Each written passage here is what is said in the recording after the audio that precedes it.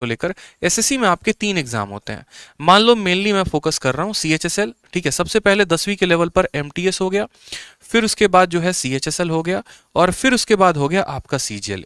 ये 3 परीक्षाएं होती है ना, आपको पता है ना। ये 10वीं के लेवल पर होता है, ये आपका 12वीं के लेवल पर होता है, और ये आपका ग्रेजुएशन के लेवल पे होता है। अब बात करते हैं ये तीनों एग्जाम को कंडक्ट कौन करवाता है। तो ये तीनों एग्जाम को कंडक्ट करवाने के लिए आपका एक ही वेंडर है, टाटा कंसल्टेंसी सर्विस, ठीक। अब पहले का जमाना ऐसा था कि एमटीएस में बहुआ लेवल का सवाल पूछा जाता था, ठीक है। सीएचएसएल में थोड़ा सा अच्छा लेवल का पूछा जाएगा, और सीजीएल में तो खतरनाक लेवल का पूछा जाएगा।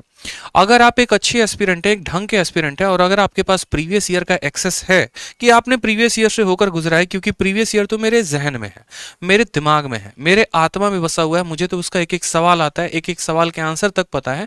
इस वजह से मैं बता रहा हूं, क्योंकि मैंने कंटेंट पर ही काम किया है सिर्फ पिछले 3 सालों पे, ठीक है। तो जब मैंने प्रीवियस ईयर का कंटेंट बनाया, जब मैंने शीट्स बनाई, जब मैंने बुक्स देखे आप लोगों के लिए, जब मैं क्वेश्चन प्रिपेयर करता हूं, तो एक बात मुझे देखने को मिलता है कि बहुत ऐसा सवाल है जो एमटीएस में पूछा गया है, और जस्ट उसी साल सीजीएल के मेंस में पूछ दिया गया।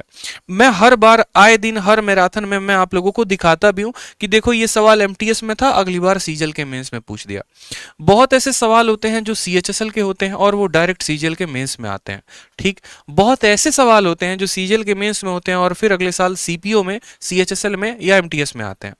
तो एक बात को हमेशा इस बात को ध्यान रखो कि आज के समय में ये जो आप 3 परीक्षाओं को प्रिपेयर कर रहे हो ना, ये तो माइंडसेट निकाल के चलो कि आपके लिए जो है यहाँ पर 3 अलग अलग लेवल के पेपर है, तो 3 अलग अलग जो है एग्जाम के लिए आपको पढ़ना पड़ेगा। क्योंकि मैंने बहुत ऐसे यूट्यूब चैनल्स भी देखे हैं, एमटीएस की सीरीज चला रहे होते हैं, सीएचएसएल की सीरीज चला रहे होते हैं, ठीक है। और क्या होता है कि आप तैयारी तो कर लेते हो, इसमें कोई दिक्कत की बात नहीं, वहां तक आपका नुकसान नहीं है। आप पूरा 60 दिन 60 मैराथन जैसे ऐसे 100 सीरीज चल रहे होते हैं, उनको अटेंड भी करते हो, पढ़ते भी हो, नोट्स भी बनाते हो।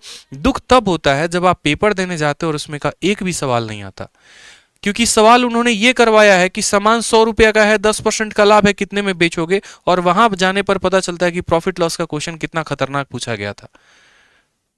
मैंने देखे हैं, मैंने 10-10 हजार 20-20 हजार लाइव वॉचिंग अलग अलग चैनल पर देखा है, और सवाल भी देखे हैं कितने टुच्चे लेवल के सवाल होते हैं। और फिर एग्जाम के बाद पिछले 2 साल से यही देख रहा हूं, बच्चे को सेंटर से बाहर रोते हुए भी।